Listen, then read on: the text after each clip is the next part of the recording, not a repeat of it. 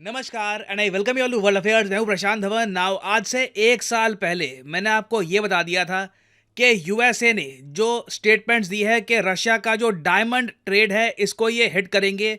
Ultimately ना इससे India को भी नुकसान होने वाला है और अब ये नुकसान दिखना शुरू भी हो चुका है। हाल ही में आपने इस टॉपिक से रिलेटेड बहुत सारे आर्टिकल देखे होंगे जहां पर यह लिखा है कि यूएसए ने $26 मिलियन के जो फंड्स थे बाय इंडियन डायमेंटरीज, मतलब कि इंडिया में जो भी डायमंड मैन्युफैक्चरिंग कंपनीज हैं इनके जो फंड्स थे ये फ्रीज करने स्टार्ट कर दिए हैं। यहां पर आप देख पाओगे funds worth 215 crore rupees frozen. और अगर आप सोच रहे हैं चलो ठीक है फंड्स हमारे वहां पे फ्रोजन है, मतलब कि वो वापस हम अभी निकाल नहीं पाएंगे जब तक यूएसए की गवर्नमेंट से बातचीत नहीं होती, नेगोशिएशन नहीं होती, वो पैसा यूएस अपने पास ही रखेगा जो इंडिया में आना चाहिए। ये अमाउंट ठीक है अभी इतना बड़ा है नहीं, 215 करोड़। मैं वैसे आपको ये बता दूं जो ये न्यूज़ है ना ये इन द फ्यूचर लगातार बार बार आ सकती है क्योंकि यूएसए ने लॉज ऐसे बना दिए हैं। ना सिर्फ यूएसए, इवन बाकी जो G7 कंट्रीज हैं उनकी पॉलिसी अब ऐसी है कि इसी तरीके से वो बहुत सारे फंड्स फ्रीज करते रहेंगे जहां भी उनको डायमंड्स में एक रशिया का कनेक्शन दिख गया। नाउ ये काफ़ी ज़्यादा ख़राब न्यूज़ है इंडिया के लिए। डिस्कस करेंगे इस टॉपिक को इन डेप्थ, बहुत कुछ आपको जानने को मिलेगा। मगर आगे बढ़ने से पहले आपसे एक क्वेश्चन पूछूंगा। क्वेश्चन यहाँ पर यह है कि ब्रिक्स स्टार्टअप फोरम जो बहुत ही ज़्यादा इंपॉर्टेंट है इंडिया के लिए, इंडिया की सक्सेस के लिए बहुत ही इंपॉर्टेंट होगा कि हमारी जो स्टार्टअप्स हैं ये ज़्यादा आगे और ग्रो करे। तो जो ब्रिक्स का स्टार्टअप फोरम है ये लॉन्च किया जाएगा बहुत ही जल्द। किस देश में? ये है यहाँ पे आपकी ऑप्शंस, रशिया, चाइना, इंडिया या ब्राजील। कमेंट सेक्शन में करिए उत्तर, सही आंसर मैं आपको दूंगा वीडियो के एंड में। ओके, तो सबसे पहले मैं आपको ये बता दूं दुनिया में सबसे बड़ा डायमंड्स का एक्सपोर्टर है हमारा प्यारा भारत। हम लोग जितने डायमंड्स एक्सपोर्ट करते हैं उतना ना यूएस ना चाइना कोई भी हमारे आसपास नहीं आता। जब हमारे देश में ना दुनिया का सबसे लार्जेस्ट ऑफिस भी बनाया जाता है तो किस इंडस्ट्री के लिए बनाया जाता है? डायमंड इंडस्ट्री के लिए। लाखों लोगों को इस इंडस्ट्री से रोजगार मिलता है, उनका घर चलता है और इंडिया के एक्सपोर्ट्स भी बहुत ज़्यादा बढ़ते हैं। और मैं कई बार सोचता हूं कि थैंक गॉड ये इंडस्ट्री इंडिया में एग्जिस्ट करती है, नहीं तो जिस तरीके से हम इंडियंस की आदत है कि शादियों में हम ज्वेलरी परचेज करते हैं, मान लो ये सारे हीरे पॉलिश इंडिया में ना होते, हमें सारे बाहर से ही इंपोर्ट करने पड़ते। सोचो कितना ज़रा बड़ा बिल आ जाता। मगर हमारी इंडस्ट्री ऐसी है कि जो डोमेस्टिक डिमांड है वो भी पूरी हो जाती है और बाकी देशों को हम डायमंड्स एक्सपोर्ट भी कर देते हैं। इवन दो सबसे इंटरेस्टिंग बात, हमारे देश में डायमंड्स नहीं है, कोई डायमंड्स की माइन आपको खास इंडिया में नहीं मिलेगी। जो भी डायमंड्स इंडिया में आते हैं रफ डायमंड्स बिल्कुल क्रूड फॉर्म में, वो आते हैं प्राइमरली 3 देशों से। एक यूनाइटेड अरब एमिरेट्स, दूसरा यूरोपियाई देश बेल्जियम और तीसरा देश है रशिया। यहां से रफ डायमंड्स आते हैं और इंडिया में कारीगर उन डायमंड्स की प्रॉपर पॉलिशिंग करके उनको बेचने लायक बनाते हैं। और अगर आप सोच रहे हैं अच्छा हम सिर्फ पॉलिशिंग ही करते हैं, अरे मैं आपको ये बता दूं डायमंड पॉलिशिंग ना एक बहुत ज़्यादा हाई लेवल की स्किल है। दुनिया में बहुत ज़्यादा कम कंट्रीज़ हैं जहां पर इतने सारे कारीगर हैं जो मास स्केल पर डायमंड्स को ऐसा पॉलिश कर दे कि इंटरनेशनल मार्केट में वो बिकने के लिए रेडी हो जाए। नाउ अब यहाँ पे आप बिजनेस समझ गए।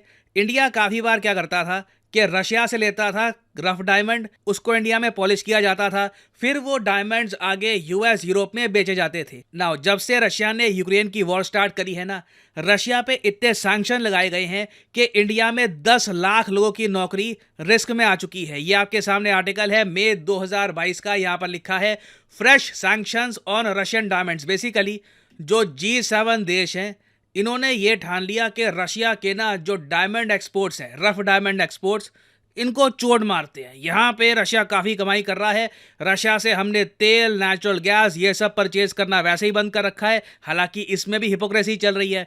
जापान ने कह दिया कि हम कोई सैंक्शन नहीं फॉलो करेंगे, परचेज करेंगे रशिया से ऑयल। मगर फिर भी ज़्यादातर G7 कंट्रीज़ ने ये डिसाइड किया कि चलो रशिया की जो डायमंड इंडस्ट्री है उसको हिट करते हैं ना। रशिया को हिट करने के चक्कर में ना इन्होंने बाय डिफॉल्ट हिट करना स्टार्ट कर दिया इंडिया को, और हमें इसकी तकलीफ होगी क्योंकि G7 कंट्रीज का ये कहना है कि कोई भी कंपनी अगर रशिया से डायमंड परचेज करके किसी भी फॉर्म में उसको पॉलिश करके उसकी ज्वेलरी बनाकर हमको अगर एक्सपोर्ट करती है ना, तो हम उस कंपनी का जो पैसा है, जो बैंक अकाउंट में उनका पैसा पड़ा हुआ है, वो फ्रीज कर लेंगे। अब प्रॉब्लम यही आ रही है कई इंडियन कंपनीज के ये जो यहाँ पे आप देख पाओगे, इन्होंने अकाउंट्स फ्रीज करने स्टार्ट कर दिए हैं। और अभी तो ये शुरुआत है, कोई बड़ी बात नहीं है कि आगे जाकर जर्मनी, फ्रांस, ये सब देश भी ऐसा स्टेप उठाएं।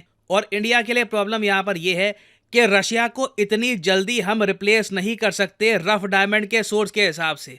यूएई और बेल्जियम इतने ज़्यादा डायमंड्स हमको सप्लाई नहीं कर पाएंगे कि रशिया को रातों रात हम बिल्कुल रिप्लेस कर दें। हालांकि मैं ये कहूँगा, बहुत अच्छी बात है कि यूएई के साथ हमने फ्री ट्रेड एग्रीमेंट साइन कर लिया, जिससे डायमंड इंपोर्ट में ड्यूटी रिबेट मिलता है, थोड़ी बहुत छूट मिलती है।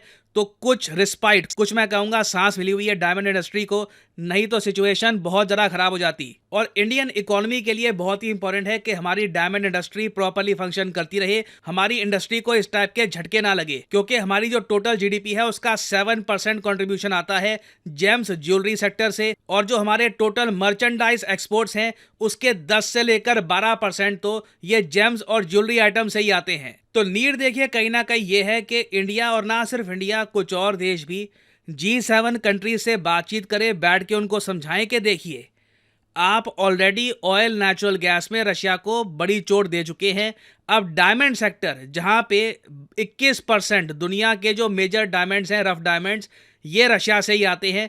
जब इसकी सप्लाई आप बिल्कुल बंद कर दोगे तो कैसे चलेगा? और जो तर्क है वो इतना अजीब है कि डायमंड है, ठीक है, कच्चा डायमंड रशिया से आया इंडिया में, पॉलिश करके जब उसको एक ज्वेलरी में कन्वर्ट कर दिया गया, तब आगे वो एक्सपोर्ट हो जाता है। तो आप उसको रशियन प्रोडक्ट क्यों मान रहे हो? कल को मान लो रशिया में पेड़ कटता है, उसका जो पेपर है वो बनता है चाइना में, इंडिया में कोई उस पर बुक लिख देता है, तो क्या वो बुक बैन कर दोगे ये कहकर के रशिया से आई है? तो कहीं ना कहीं तो हमें ये मानना होगा ना कि जो बिल्कुल सोर्स कंट्री है, अगर वहां से डायमंड आ रहा है तो समझ में आते हैं सैंक्शंस। अगर सेकंड कंट्री से होके कोई आपको चीज आ रही है तो उस केस में आप पैसा फ्रीज क्यों करेंगे? तो ये मीडिया रिपोर्ट्स देखिए काफी कंसर्निंग है। मैं सरप्राइज नहीं होऊंगा अगर ऐसी रिपोर्ट्स इन द फ्यूचर लगातार और आए। और इंडिया अगर ये इशू रेज करता है यूएसए के साथ, यूरोप के साथ, G7 कंट्रीज के साथ, कुछ वहां पे डेवलपमेंट होती है, तो उस टॉपिक पर मैं अलग से वीडियो आपके लिए ले आऊंगा। नाउ फाइनली वापस आते हैं अपने क्वेश्चन की तरफ कि ब्रिक्स स्टार्टअप फोरम ये लॉन्च किया जाएगा